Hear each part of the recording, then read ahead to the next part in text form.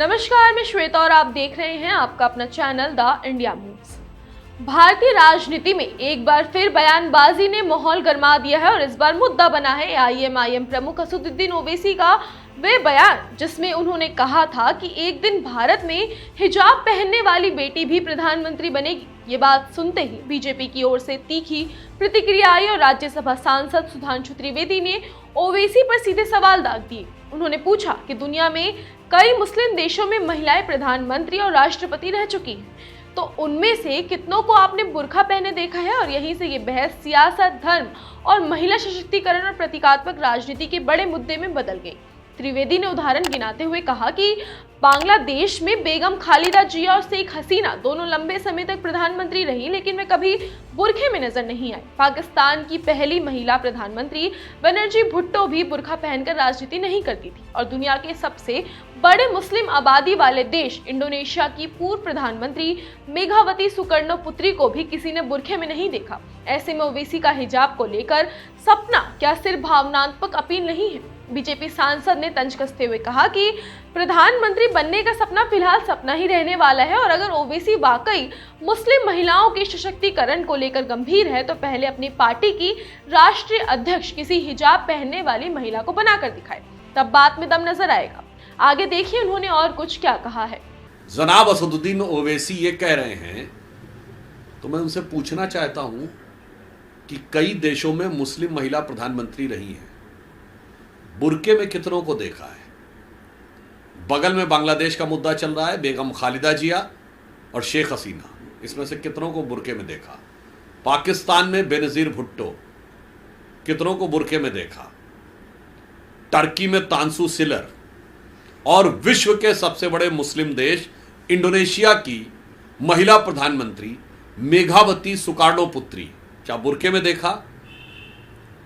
पुनः कह रहा हूं, मुस्लिम देश की मुस्लिम महिला प्रधानमंत्री और नाम है मेघावती सुकार्णो पुत्री। और मैं पूछना चाहता हूं असदुद्दीन ओवैसी जी से कि ये मुस्लिम महिलाओं के प्रति जो आपका नजरिया है उसके ऊपर, मोहम्मद साहब के खानदान से सीधे उनकी वंशावली में शाह हुसैन ऑफ जॉर्डन का परिवार आता है, जिसको आप अहले बहत कहते हैं, यानी मोहम्मद साहब का परिवार। उनकी जो 3 या 4 बीवियां हैं उसमें से कितनों को बुरके में देखा? यह दर्शाता है कि जो काम दुनिया के बड़े बड़े मुस्लिम देश नहीं कर रहे हैं, जो मोहम्मद साहब के सीधे वंश वाले लोग नहीं कर रहे हैं, उस पे सियासत करने के लिए न सिर्फ ओवैसी बल्कि इंडी गठबंधन के तमाम लोग उतारू हैं। इसके साथ ही त्रिवेदी ने आरोप लगाया कि ओवैसी की राजनीति में मुस्लिम महिलाओं की चिंता से ज्यादा राजनीतिक लाभ की सोच दिखती है और ये बयान उसी का उदाहरण है। उन्होंने बात को और आगे बढ़ाते हुए कहा कि पैगंबर मोहम्मद के वंश से जुड़े कई शाही परिवार, जैसे जॉर्डन का शाही परिवार या शाह हुसैन का परिवार भी है, लेकिन उनकी महिलाओं को भी आमतौर पर बुरखे में नहीं देखा जाता। फिर सवाल उठता है कि जिस चीज को दुनिया के बड़े मुस्लिम देश और प्रभावशाली मुस्लिम परिवार राजनीतिक पहचान का आधार नहीं बना रहे हैं, उसे भारत की राजनीति में प्रतीक बनाकर क्यों पेश किया जा रहा है? दूसरी तरफ ओवैसी के बयान की पृष्ठभूमि भी अहम है, क्योंकि महाराष्ट्र के सोलापुर में एक जनसभा के दौरान उन्होंने भारत के संविधान की तुलना पाकिस्तान के संविधान से करते हुए कहा था कि पाकिस्तान में सिर्फ एक मजहब का व्यक्ति ही प्रधानमंत्री या राष्ट्रपति बन सकता है, जबकि भारत का संविधान हर नागरिक को यह अधिकार देता है कि वे प्रधानमंत्री, मुख्यमंत्री या मेयर बन सके। और इसी संदर्भ में उन्होंने कहा कि एक दिन हिजाब पहनने वाली बेटी भी इस देश की वजीर आजम बनेगी।